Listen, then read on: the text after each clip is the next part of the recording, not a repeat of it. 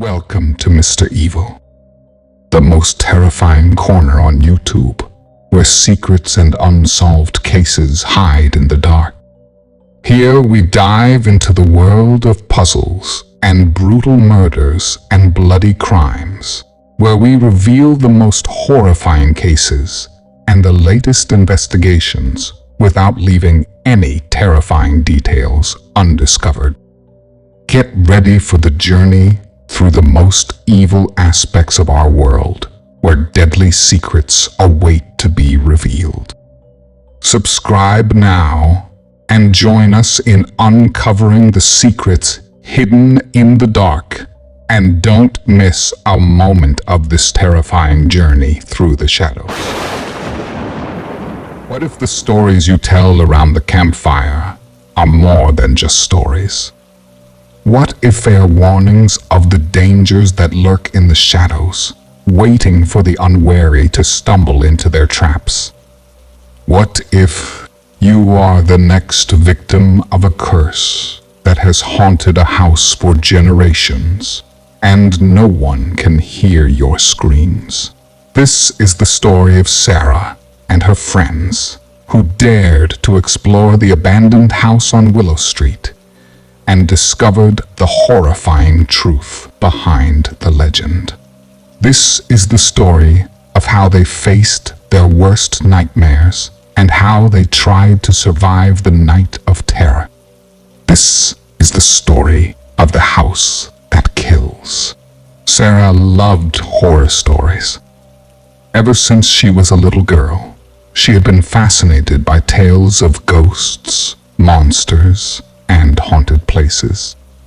She enjoyed the thrill of being scared and the challenge of finding out the secrets behind the mysteries. She was always looking for new stories to read, watch, or listen to, and she often shared them with her friends. Her friends, however, did not share her enthusiasm. They tolerated her obsession, but they preferred more realistic and less frightening genres. They often teased her about her weird hobby and warned her that one day she would regret it. They said that she was playing with fire and that she would get burned. But Sarah did not listen. She believed that horror stories were harmless and that they were just a way of having fun. She did not believe in the supernatural, and she thought that she was brave enough to face anything. She was always looking for new ways to prove herself and to test her limits.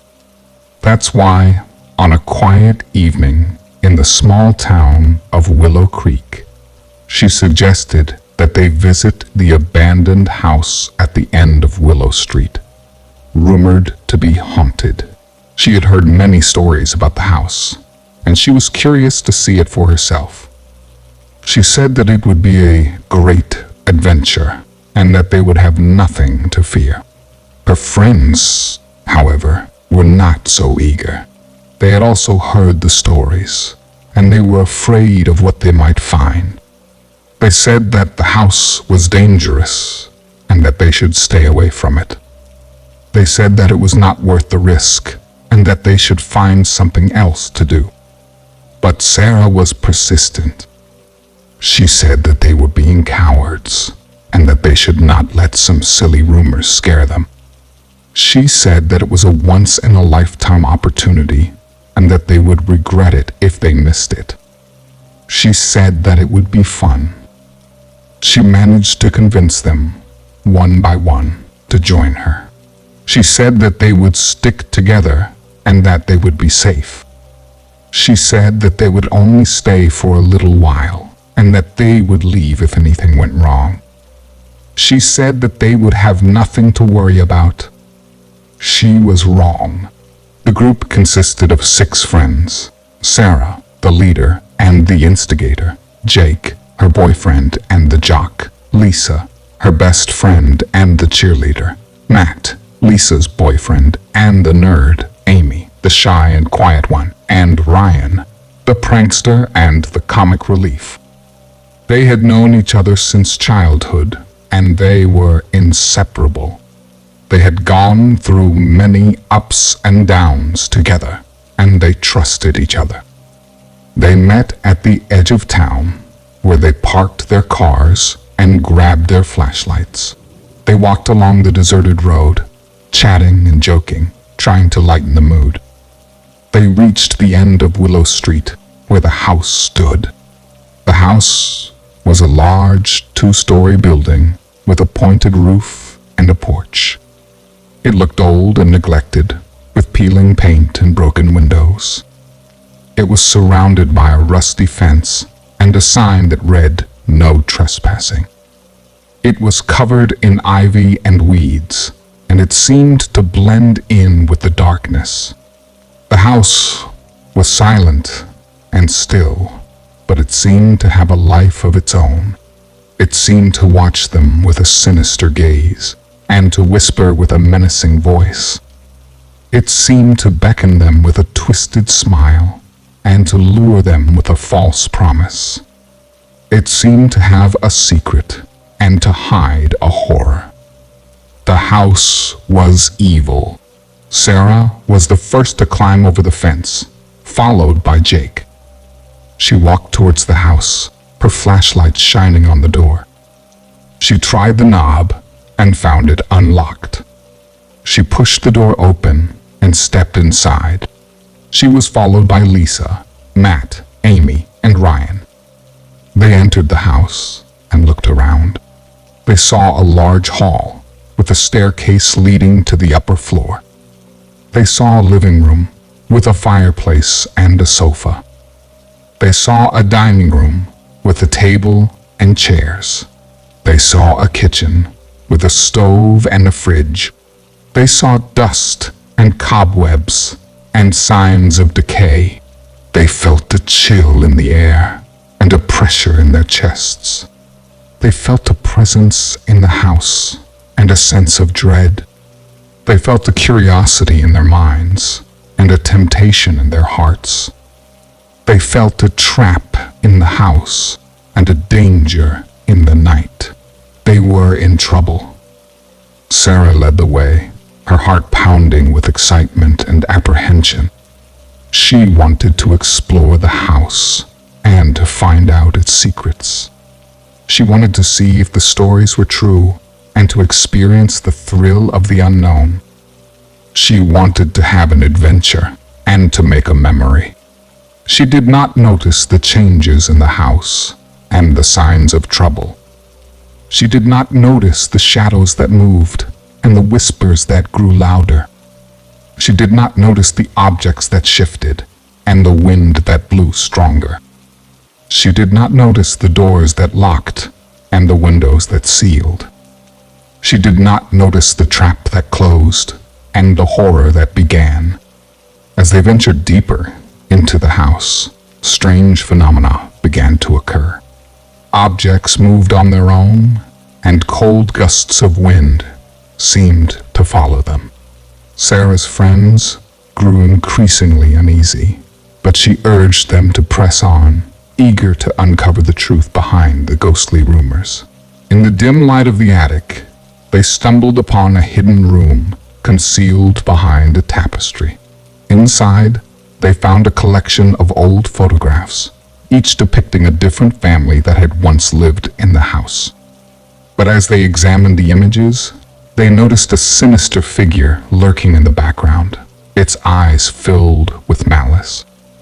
Suddenly, a blood-curdling scream pierced the silence, and one of Sarah's friends vanished into thin air. Panic ensued as they realized they were not alone in the house. Desperate to escape, they raced towards the exit, but the doors slammed shut before them, trapping them inside. Terrified and alone, Sarah and her friends huddled together, their hearts pounding in fear. In the darkness, they could sense the malevolent presence closing in around them. With each passing moment, the boundaries between the living and the dead blurred, and they knew they were at the mercy of forces beyond their comprehension. They tried to call for help, but their phones had no signal. They tried to break the windows, but they were too thick. They tried to find another way out, but they were lost in the maze of rooms. They tried to stay calm, but they were losing hope. They heard footsteps on the stairs and a voice that chilled their bones. It was the voice of the figure in the photographs, the voice of the curse that haunted the house. It was the voice of death. "Welcome to my house," it said. "I've been expecting you." It revealed itself to them, and they gasped in horror. It was a man, or what used to be a man. He was tall and thin, with pale skin and dark hair. He wore a black suit and a red tie, and he carried a cane. He had a smile on his face, but it was a smile of madness. He had eyes on his face, but they were eyes of evil. He was the master of the house and the source of the horror. He was the one who had killed all the families that had lived there, and the one who had trapped their souls. He was the one who had lured Sarah and her friends into his trap, and the one who would end their lives. He was the house that kills. He introduced himself as Mr. Black, and he told them his story.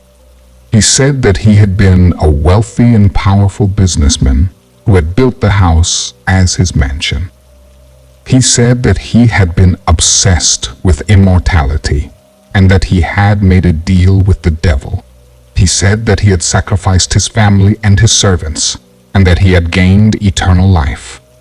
But he had also gained eternal torment. He said that he had been cursed to live in the house forever, and that he had to feed on the souls of the living. He said that he had been lonely and bored, and that he had sought entertainment. He said that he had spread rumors about the house, and that he had waited for the curious and the foolish to come. He said that he had found them, and that he was delighted. He said that he would play with them, and that he would make them suffer. He said that he would kill them, and that he would take their souls. He said that he would add them to his collection, and that he would never let them go. He said that he was the house that kills, and that they were his prey. He laughed maniacally, and he attacked them. He used his cane as a weapon, and he swung it with deadly force. He moved with supernatural speed, and he dodged their attempts to fight back. He toyed with them, and he enjoyed their pain.